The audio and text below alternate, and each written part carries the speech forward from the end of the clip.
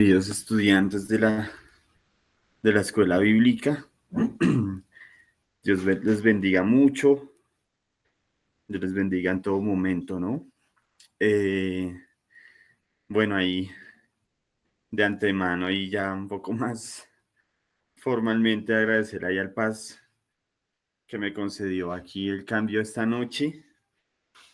Ha sido un día así, ahí como un poquito estresante y hasta hace un momentico estaba todavía, pero bueno, ya estamos aquí un poquito más calmados y más listos como para entrar aquí en situación, ¿no? Dios les bendiga, qué bueno verlos por allí. Gracias por las manitos que me envían, por los saludos. Y bueno, seguimos acá con nuestro tema sobre el dolor y el sufrimiento, mirándolo desde una perspectiva un poquitico más, eh, como más bíblica, ¿no? Es lo que he querido tratar de decirles desde que empezamos este tercer capítulo, la tercera parte, esta tercera parte, ¿sí? Entonces ya estamos viendo desde un poquitico más, desde lo que dice un poquito más la Biblia o aspectos un poco más bíblicos, ¿no?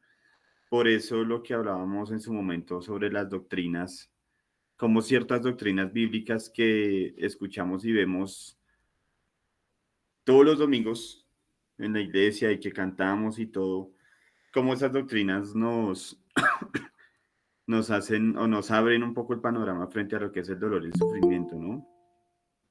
Eh, um, Y después veíamos algo sobre, o bueno, hace 8 días veíamos un poco sobre la soberanía de Dios, un tema bien, bien, bien complejo, del cual pues obviamente en una noche no podemos sumergirnos en una totalidad, ¿no?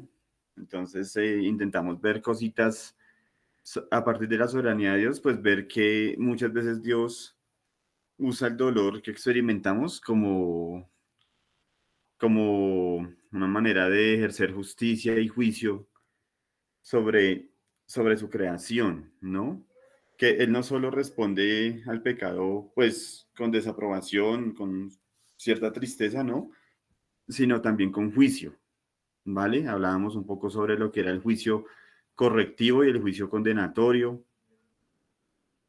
y por ahí resultábamos viendo unos ejemplos como el diluvio, ¿sí? El dolor como juicio, entonces en el diluvio, las plagas en Egipto, Ananías y Zafira, el exilio babilónico y muchos otros que yo sé que ustedes ahí pueden ir teniendo en su mente en este momento. Estoy dando un recorderiz así, un brochazo sobre lo que vimos hace 8 días. Sí, porque es importante lo de hace 8 días, es importante para lo que vamos a ver hoy, ¿vale? ¿Qué más veíamos? Bueno, el sufrimiento como muchas veces que a veces lo vemos como algo injusto y algo que no entendemos, ¿sí?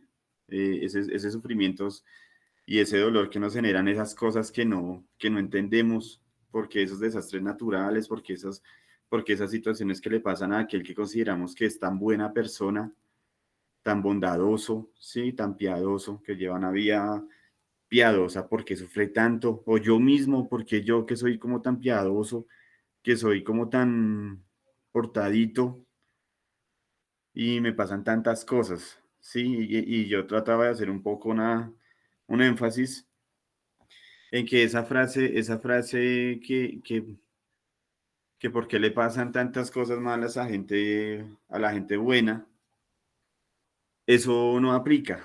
Sí, yo hacía un poco de énfasis en que esa frase solo aplica para una persona, ¿sí? Que en la historia de la humanidad solo hubo una persona buena a la que le pasaron cosas malas. ¿Listo? Solo ha habido una sola persona en el mundo, en la historia de la humanidad, que pisó esta tierra totalmente bondadoso al que le pasaron cosas malas. ¿Listo? Tengámoslo ahí presente. Usted obviamente ya sabe a quién me refiero. ¿Qué más veíamos? Bueno, apreciaciones sobre eso, ¿no? Sobre que la Biblia muchas veces no ofrece explicaciones, sino pone planteamientos y nosotros entonces nos acercamos a la Biblia y, y pues a partir de estudios que hacemos, de encuentros con Dios, pues vamos entendiendo qué es lo que va sucediendo y cómo la Biblia nos va aclarando a nosotros el panorama también. ¿Qué más veíamos? Eh, bueno, que Dios efectivamente ve el sufrimiento como un enemigo, ¿sí? No necesariamente es que Él venga y baje y nos diga, no, muchachos, frescos que así son las cosas y ya. No, ¿sí? Él se, él hizo parte, él se sumergió en la historia de la humanidad, ¿sí? Adoptó una figura humana y así entonces entró en esta historia, ¿vale? Y eso es justamente lo que vamos a ver hoy, ¿vale? Hoy veíamos hace 8 días que gracias a eso entendíamos que pues el sufrimiento no era el diseño original de Dios, que el sufrimiento a partir de Jesucristo, entenderlo, el sufrimiento era algo que debía ser vencido y tomamos como ejemplo el suceso allí con Lázaro, ¿sí? Si hubiera sido de otra manera, Jesucristo no lo hubiera resucitado, él no se hubiera indignado como se indignó, y digo indignado porque esa es la palabra en griego que se usa cuando él llegó allí y vio todo el panorama, él sintió una indignación intensa, según el griego que habla allí en ese pasaje, ¿sí? Pero también vemos que la cruz no justifica el mal, la cruz realmente lo que hace es derrotar el mal, ¿listo? La cruz vence al mal, ¿vale? Y una promesa pues para nosotros es que justamente todo el mal que hoy día se experimenta va a ser ese último enemigo a vencer de acuerdo a 1 Corintios 15, ¿vale?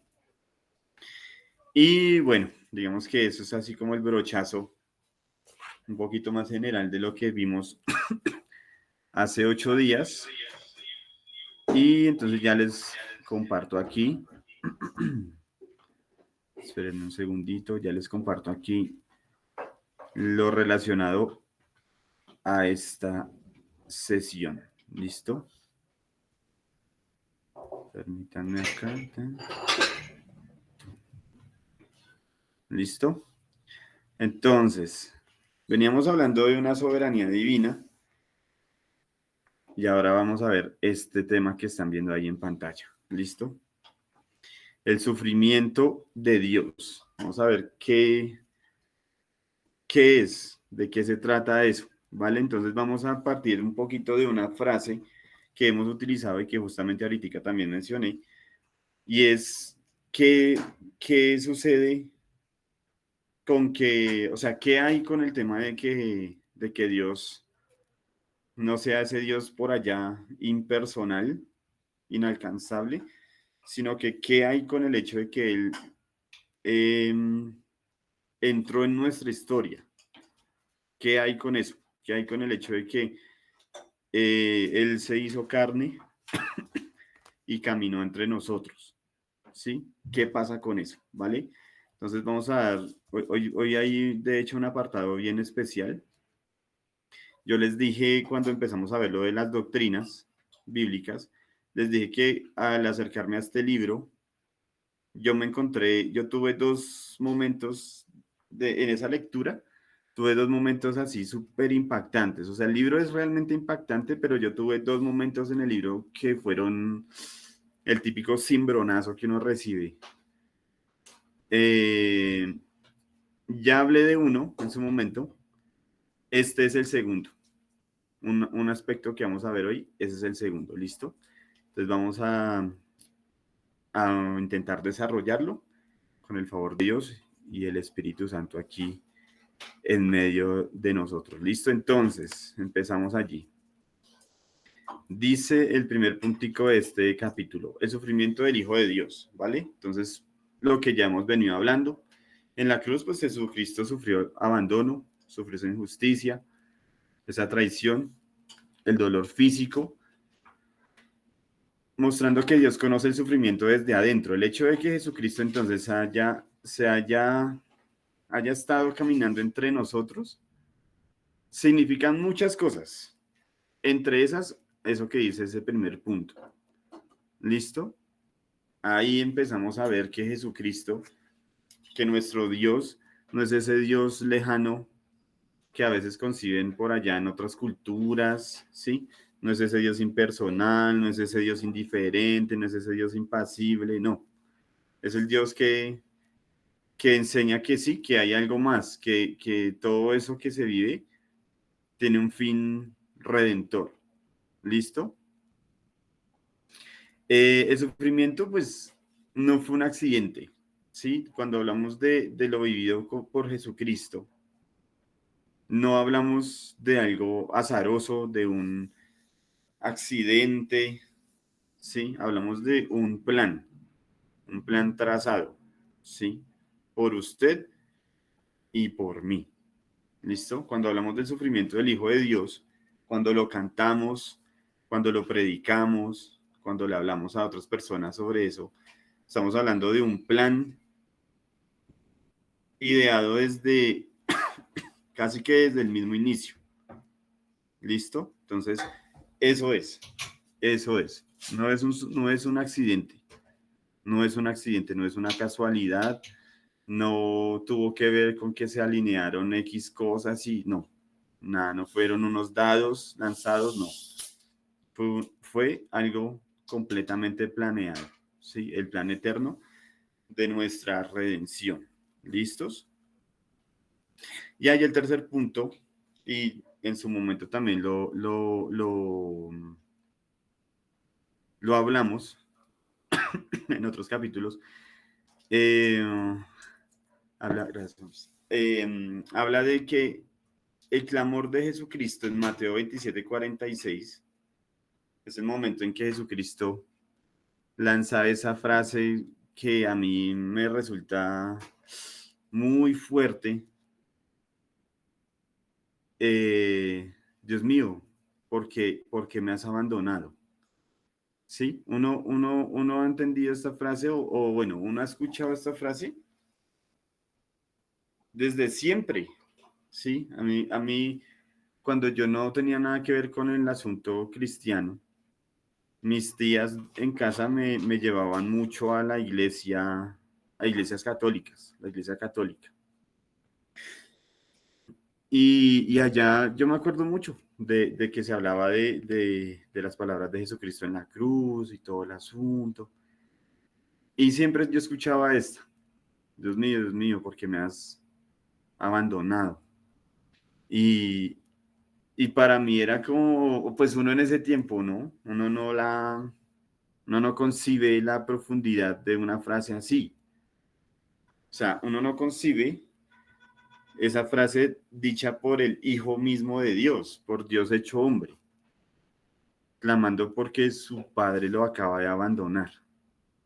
Y entonces en la iglesia Filadelfia, mucho tiempo después, en una prédica, el pastor mismo nos hacía entender que esa frase solo iba a poder ser mencionada por él, por nadie más en la historia de la humanidad. Nadie más iba a poder tener un clamor semejante.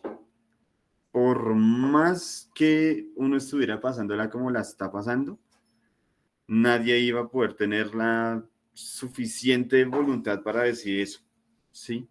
Y nadie, por ende, nadie lo iba a experimentar. Solo él, solo él. ¿Listo? Entonces, pues, bueno, tengo ahí encerrado en paréntesis el Salmo 22 porque esa misma frase también es como arranca ese salmo, ¿sí? Allí el salmista se le atribuye, es David, ¿sí? El que también justamente la declara esto. Y es curioso porque, pues, si de pronto aquí hay alguno, como me pasó a mí hasta hace poquitico, que me enteré que las palabras que Jesucristo dio en la cruz son las mismas que David en varios pasajes de los Salmos, también dijo, ahí les dejo ese dato por si quieren un día hacerse ese recorrido. ¿Listo? Entonces, pues nada, vamos a ver que, o sea, a partir de eso vamos a ver que esa profundidad de ese dolor, ¿sí? De esa encarnación, como lo dice ahí el punto y como lo estudiábamos hace unos 20 días más o menos, es la que hace que hoy día nos podamos sentir identificados, ¿sí? O que al menos Dios sepa, podemos confiar en que Dios sabe cómo es que nos estamos sintiendo en medio del dolor, que sea cual sea el que estamos sufriendo o llevando ahorita, Dios ya entiende y ya lo sabe y sabe cómo salir de ahí. ¿Listo? Entonces, eso por el lado del sufrimiento del Hijo de Dios. Permítame aquí, avanzamos con el siguiente. El soberano sufriente. Este es el punto, este fue el punto que a mí me, me dio muy duro. Cuando yo leí el título, cuando estaba leyendo el libro en ese momento, yo dije, el soberano sufriente. Y se me pasaron muchas cosas por la cabeza, ¿sí? Entonces se me pasó por la cabeza un rey, o sea, un rey sufriendo así, vuelto nada, ultrajado, golpeado, ensangrentado, ¿sí? Y a medida que iba leyendo, pues la imagen empezó a hacerse mucho más vívida y lo que Timothy Keller empezaba a enseñar en el libro, pues empezaba a hacer declaraciones muy duras, ¿vale? Entonces, Jesucristo no fue víctima de circunstancias, ¿sí? Él como soberano, ¿sí? Él dijo, yo pongo mi vida, yo la pongo. ¿Mm? Ellos no van a venir aquí a hacer nada que mi padre no haya, ¿sí? No haya dejado o no haya dispuesto. Yo voy a poner mi vida allí. Entonces, esa muerte voluntaria, soberana, redentora, obviamente es la que nos tiene esta noche gozando de una clase como esta. ¿Listo? Yo creo que eso lo tenemos todos sumamente claro. La cruz es el lugar donde la justicia y el amor de Dios se abrazan. ¿Listo? Yo les comentaba sobre una definición de la ira. Ahí podría estar la ira también. Justicia, el amor y la ira de Dios se abrazan. Pero acordémonos que haciendo el estudio entre Tozer y Pink, se puede deducir que la ira es el mismo amor de Dios, pero en función del pecado. ¿Listo? Entonces, ahí en la cruz es donde se condensa todo eso. Todo eso es donde vemos la manifestación más gloriosa de la justicia de Dios, pero también la manifestación más gloriosa del amor mismo de Dios. ¿Listo? En la cruz, bueno, algo que me parece chévere ahí mencionar, y es que hay algo que se llama la doble imputación, ¿sí? Se enseña bastante, más que todo a niveles, me parece un poco más académicos. ¿Y de qué se trata? Pues de que Dios toma a Jesucristo y le imputó a él la justicia que debió haber caído sobre nosotros y el amor con el que él debía ver a Jesucristo nos lo dio a nosotros, ¿vale? Hubo ahí un intercambio, ¿listo? De eso es básicamente lo que habla esta doctrina. En la cruz entonces Dios no triunfa sobre el mal. En la cruz Dios triunfa sobre el mal, no por fuerza, sino por sacrificio. ¿Listo? No por fuerza, sino por sacrificio. ¿Listos? Entonces, con eso ahí en mente, quiero contarles algo. En el colegio en donde yo trabajo, le dictó un discipulado a unos cuantos profes, ¿sí? Y allá hay una cierta libertad de que los profes, pues ellos simplemente pues podemos estar hablando del tema que sea y uno les da la chance de que pregunten cualquier cosa y ellos preguntan literalmente cualquier cosa, o sea, cualquier tipo de cosas que ellos por ahí escucharon, que no entendimos, que esto me parece raro, que no estoy de acuerdo con esto, que escuché en algún momento, que dice la Biblia sobre tal cosa. ¿M? Y la semana pasada me sucedió en el discipulado que yo le dicto a una de las profes.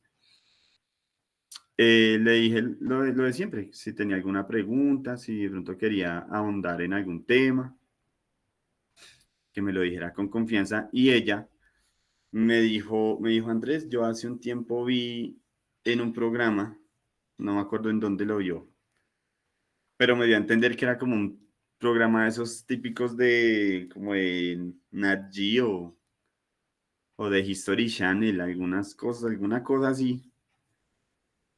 Entonces, la persona que estaba conduciendo el programa decía, Andrés, es que yo entendí en ese programa que, que Dios fue muy laxo. Dios fue muy laxo con David. Y así como Dios castigó a muchas personas en la Biblia por cosas que hacían pecaminosas, con David no tuvo esa misma vara. Y realmente con David fue como más bien, más tranquila la cosa. Entonces ella decía, yo quiero que me explique por qué Dios adoptó esa posición con David solamente. Y a mí eso me dejó pensando toda la semana. Yo le dije obviamente a ella me dijo eso a lo último del discipulado, del momento de la sesión de discipulado, entonces quedamos en que yo lo estudiaba y le daba un panorama un poco más amplio. Entonces me hizo estudiar la profe, ¿sí?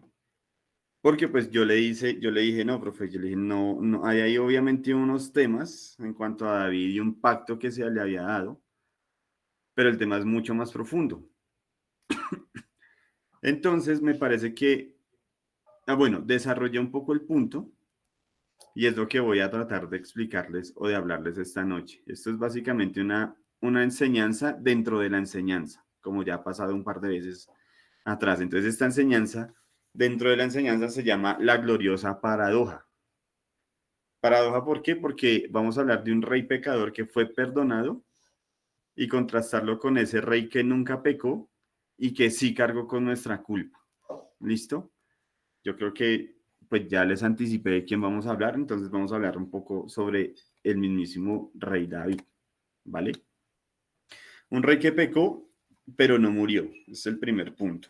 ¿Listo? Ya al final vamos a ver por qué amarramos o cómo se amarra todo esto con lo que hablamos del soberano sufriendo. Entonces, en segunda de Samuel 11 y 12, no vamos a leer todos los textos porque pues obviamente son largos y el tiempo apremia un poco. Eh, Nos encontramos que, bueno, David eh, se van todos sus ejércitos a batallar, todo el asunto. Y el texto en el 11 dice que David era un tiempo en el que los reyes salían a combatir con su ejército. Y el texto dice que curiosamente David ese día no lo hizo así. Él se quedó pues en su casa. Parece que él se quedó dormido un rato de más, mientras que los suyos estaban por allá combatiendo. Entonces, bueno, el hombre se levantó, se dio la vuelta por su terraza y allá, a unas cuantas casas, vio a una chica muy bonita y la quiso para él, ¿sí? Entonces, bueno, la mandó llamar, todo el asunto, la cogió para sí mismo y él hizo todo el asunto, como que ideó todo un plan para él quedarse con esta mujer, ¿sí? Entonces él hizo que el soldado, que era pues el esposo de esta mujer, perdiera la vida ya en el frente de batalla. Con eso, pues él se quedaba con ella. Y entonces, bueno, eso fue obviamente todo un asunto muy delicado. Uno lo lee y es escabroso realmente, ¿sí? Y entra en escena en el capítulo 12 un personaje bien particular que se llama Natán. Entonces, el hombre llega un día, ya, ya habiendo pasado un cierto tiempo, llegó Natán un día con David, y entonces le cuenta una parábola, ¿no? Y David se enciende en furor por ese cuento que le echó Natán. Uy, ¿cómo así que ese sujeto le robó la única ovejita que tenía aquel hombre? Hay que matarlo, hay que coger a ese sujeto y hay que matarlo, hay que quitarle la vida. Y entonces Natán en ese momento lanza una reprensión casi que es única en la Biblia, me parece a mí, ¿sí? Un llamado de atención que es casi que único. ¿Mm? Y levanta y dice, ese hombre eres tú, ese hombre del que estamos hablando ahorita, rey, ese hombre eres tú. Y, y ahí empieza todo un asunto muy, muy, muy denso. ¿Listo? Entonces vamos a irlo desglosando un poco con calma. ¿Listo? Entonces, nada, pues una represión directa acompañada de un juicio divino en el versículo 7. Todo esto que voy a tratar de hablar no está escrito en las diapositivas. Entonces, si puede, présteme allí toda la atención posible, ¿vale? Y si tiene ahí esos apuntes, pues mejor que vaya tomando apuntes, noticas de lo que vaya escuchando pues que quiera adoptar para usted, ¿vale? Entonces ahí se ve todo un asunto, ¿no? En el versículo 10 del capítulo 12 de Segunda de Samuel, hay algo que a mí me llamó la atención. Ah, espérenme, si no, espérenme un segundito que estoy acá. Ok, espérenme.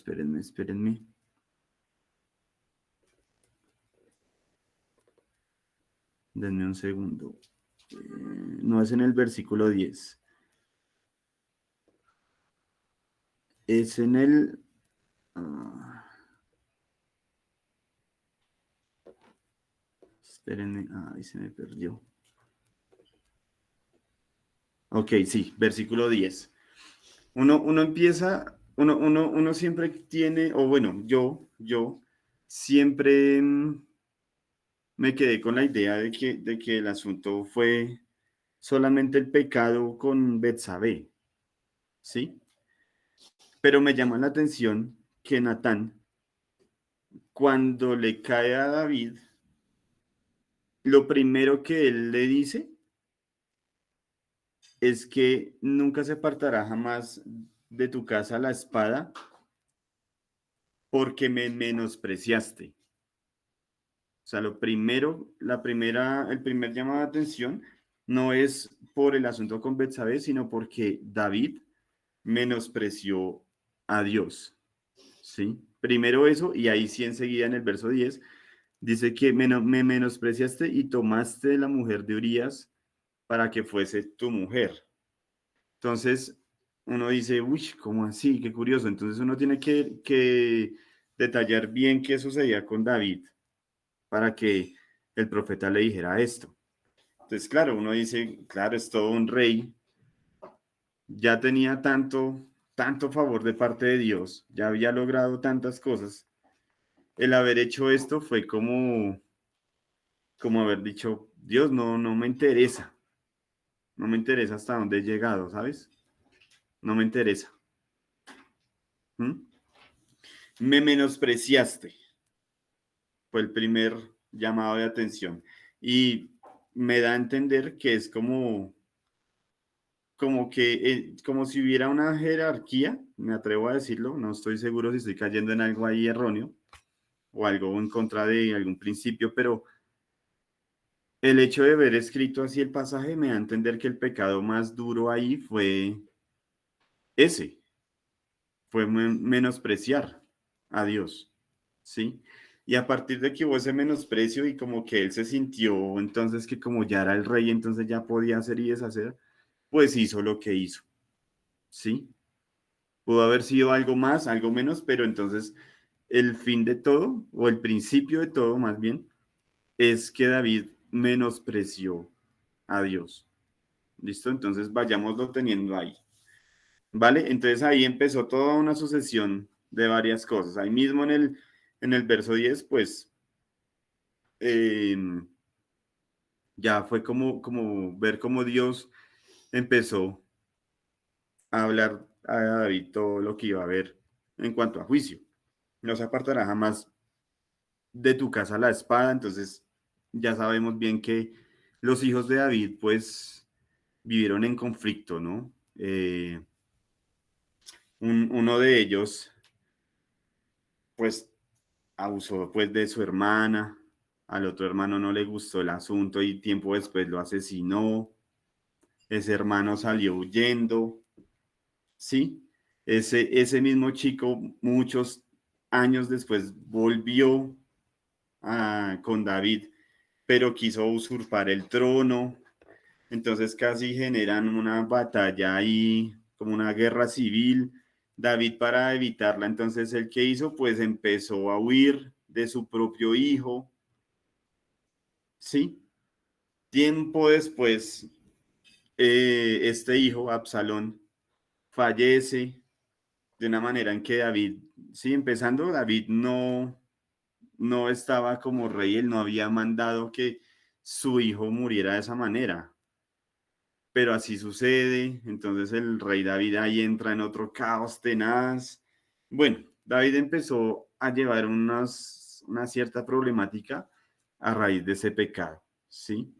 El verso 11 del capítulo 12 sigue diciendo que he aquí yo haré levantar el mal sobre ti de tu misma casa, lo mismo, lo que les he dicho. Todo eso que el profeta le estaba diciendo a David empezó a revelarse con el tiempo, más allá adelante. ¿Listo? Incluso ahí en el mismo 12 capítulo 12 más o menos como que eso era como por el pasaje, versículo 14 15.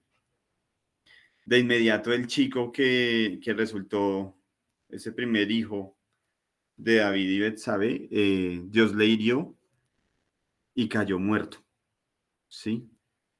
Y todo eso hace parte de un juicio y hace parte de un dolor que empezó a sentir el rey ahí, que empezó a crear él ahí, ¿sí? De un dolor que se manifestó fuertemente aquí, en este segundo punto. El Salmo 51, ¿sí? Entonces permítanme acá un momento, porque ahí también vale la pena observar un poco, observar cómo fue la respuesta de David, ¿sí?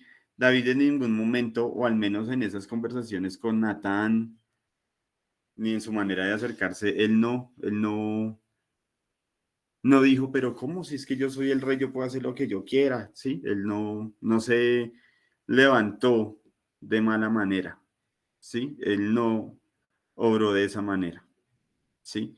En el Salmo 51 es un salmo bien, bien, bien particular porque muestra ese quebrantamiento, ¿sí?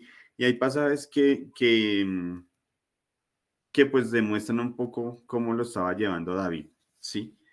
Ese rey que se quebró genuinamente fue el que llegó a decir, contra ti, Dios, contra ti he pecado y solamente contra ti he hecho lo malo delante de tus ojos. Por eso, Dios, crea en mí un corazón limpio, ¿sí? Ese era el rey David, ¿sí? ese era el rey David. Entonces, hasta este punto, empiece a considerarse usted allí como ese cierto rey y empiece a pensar cómo ha respondido usted en medio del dolor, ¿sí? Que tal vez ha sucedido por, pues por las cosas indebidas que hemos hecho, ¿sí?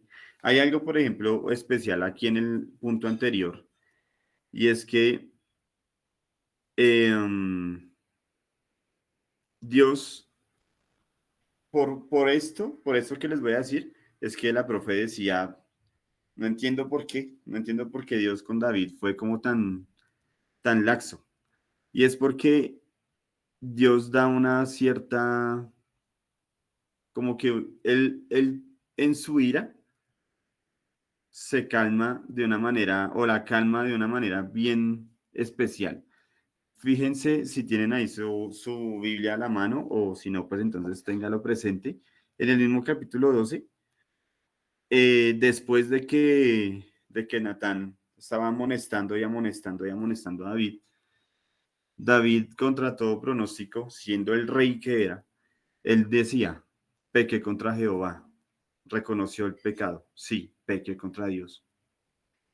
Y de inmediato el profeta dijo a David, Jehová ha redimido tu pecado, no morirás. Sí, parece ser que este verso fue el que puso en conflicto a la profe. Pero ¿por qué si David tenía que morir ahí? Sí, David tenía que morir ahí. Pero entonces démonos cuenta que antes ya hubo un reconocimiento de parte de David, ¿sí? En medio del dolor que empezó a generarse, ya hubo un quebrantamiento. Y entonces Dios, al ver ese corazón, detuvo su ira un momento, detuvo su ira contra su integridad directamente, pero no la detuvo contra, o sea, las consecuencias igual iban a manifestarse, ¿listo? Pero a David como tal le guardó la vida. Entonces, allá más adelante, Salmo 51, él escribe lo que acabamos de hablar, ¿no? Eh, entonces, hasta ahí, lo que decíamos ahorita. Considérese usted como el rey David, ¿sí? Y piense hasta qué punto lo ha llevado ese dolor que tal vez usted haya experimentado hasta el día de hoy, ¿sí? Piense un poco cómo ha sido su respuesta frente a una amonestación de Dios, ¿sí? Piense un poco eh, cómo ha sido la respuesta de Dios entonces, ¿sí? Y lo hablábamos hace tiempo. La respuesta de Dios es permitirnos ver la luz del sol mañana tras mañana hasta este momento, al menos los 12 que estamos aquí reunidos. ¿Mm? Esa ha sido la respuesta de Dios para con nosotros.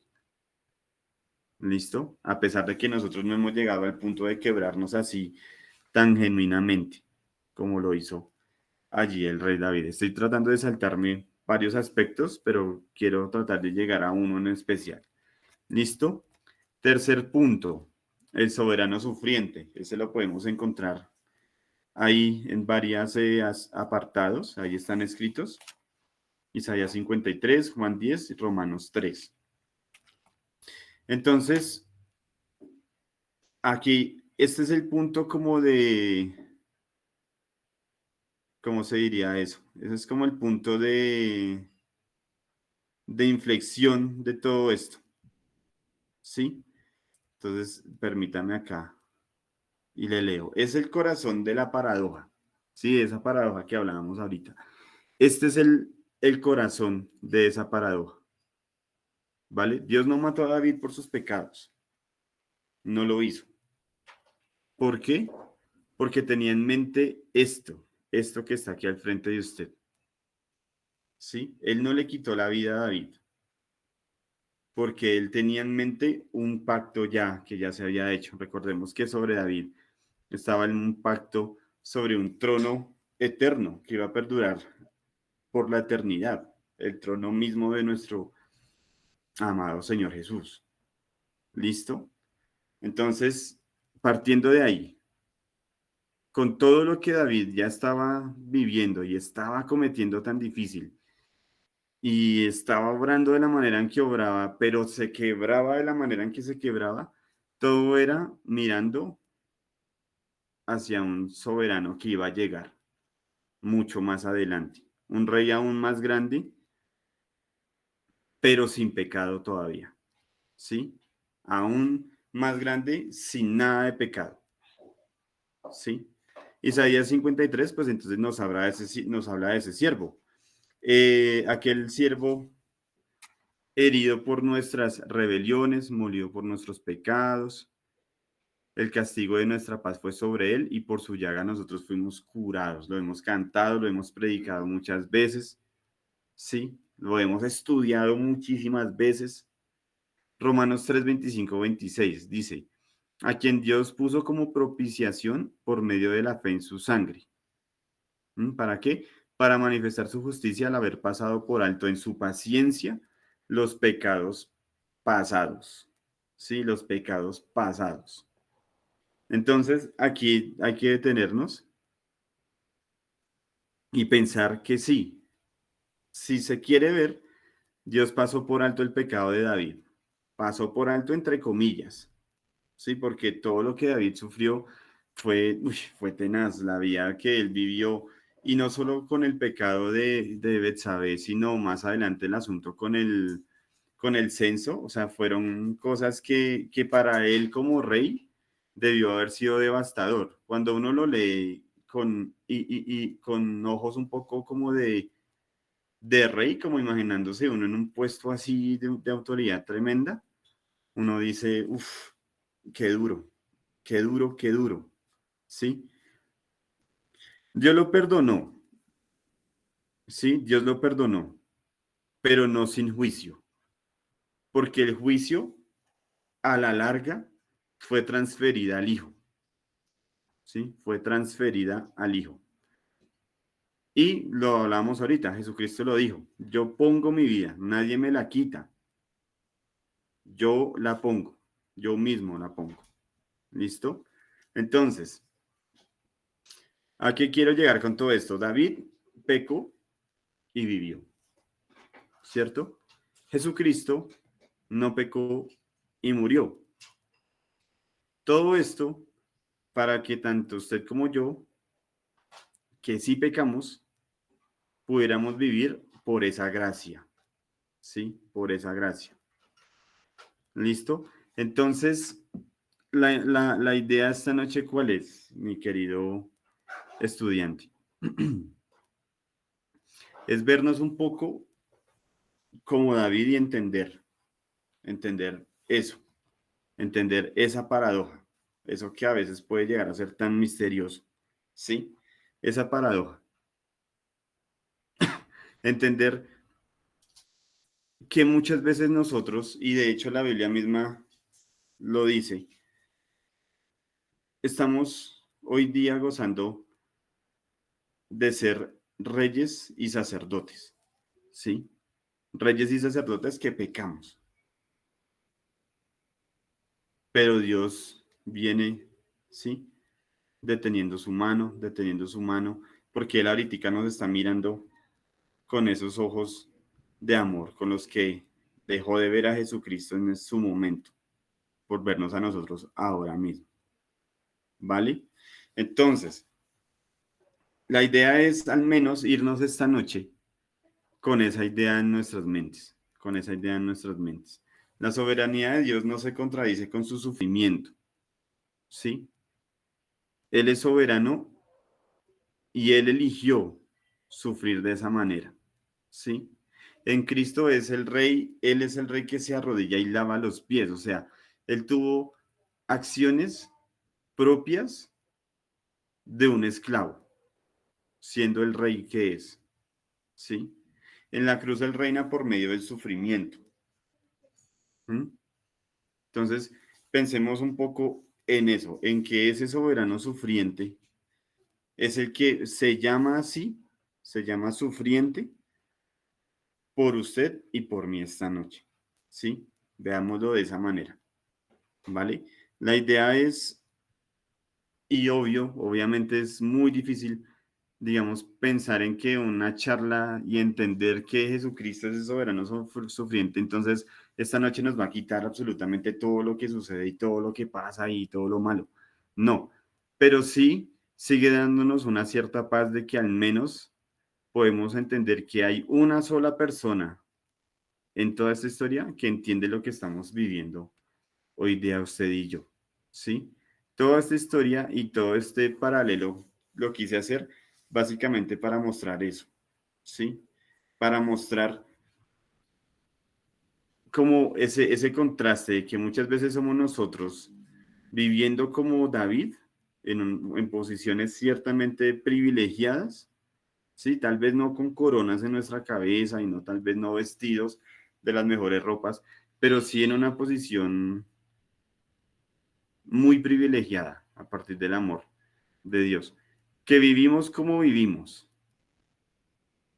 y que nos comportamos como nos comportamos y que en muchas oportunidades podemos escuchar, casi que escuchar la misma voz de Dios diciendo lo que el mismo profeta Natán dijo. Tu pecado ha sido remitido, no morirás, no morirás, ¿sí?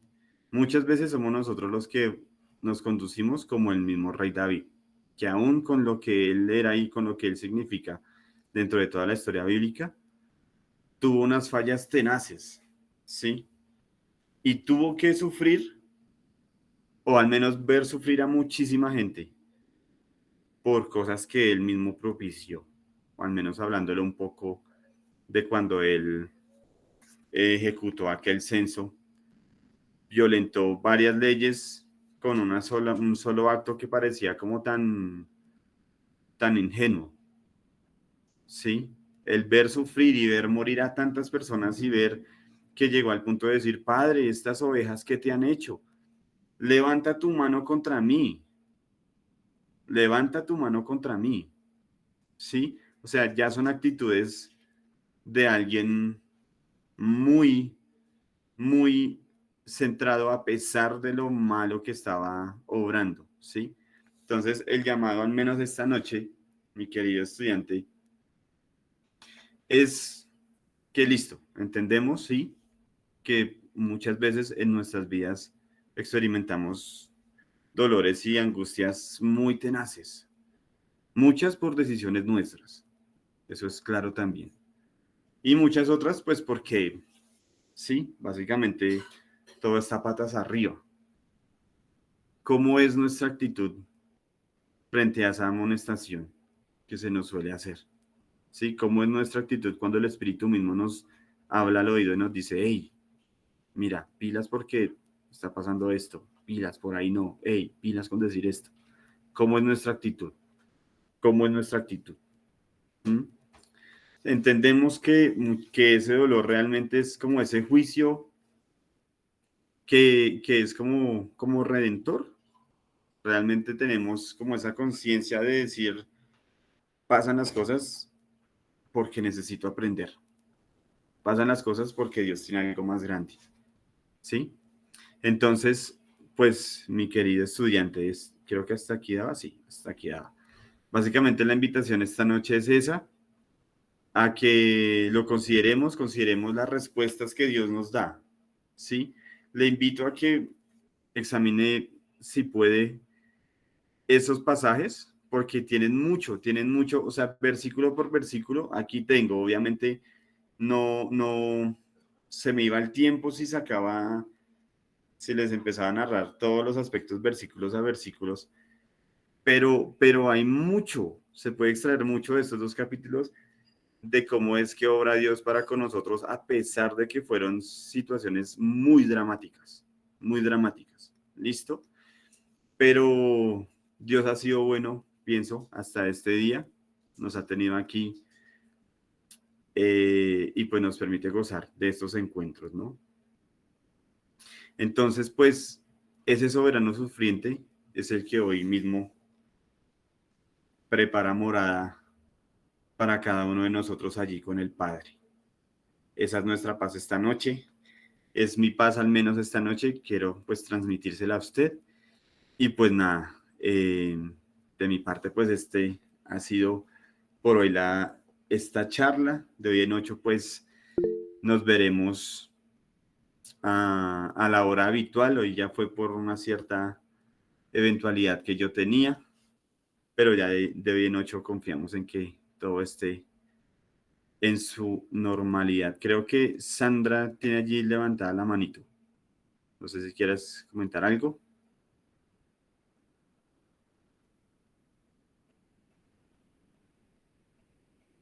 No, parece que no, parece que fue por ahí por error, diría yo. Listo, entonces, bueno, si de pronto alguien quiere comentar algo, levantar su manito y comentar algo. Andresito, buenas Sí, noches. Es que tenía el hola, micrófono apagado, qué pena. Buenas tranquila, noches, tranquila. Buenas Andresito. noches, Buenas sí noches, mis señora. amados pastores, mis hermanas y hermanos. Pues, Andresito, lo que estaba comentando del rey David es que definitivamente el Señor nos trata como sus hijos, sus verdaderos hijos, como nuestros padres en la tierra. Nosotros cometemos